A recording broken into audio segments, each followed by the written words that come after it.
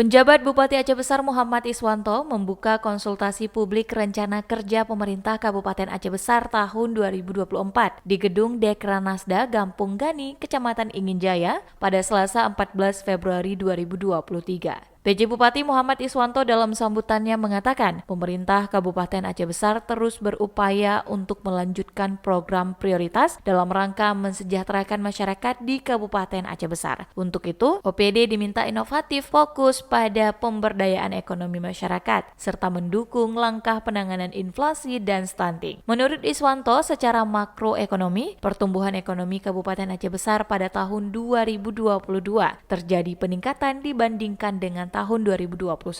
Lebih lanjut lagi, Iswanto juga mengatakan, meskipun telah melebihi dari target yang ditetapkan, pemerintah Kabupaten Aceh Besar tetap berupaya melakukan inovasi-inovasi di sektor pendidikan dan kesehatan sebagai upaya untuk terus meningkatkan kualitas pendidikan dan kualitas kesehatan masyarakat. Selain itu, pemerintah Kabupaten Aceh Besar juga terus berupaya menurunkan jumlah penduduk miskin di setiap tahunnya.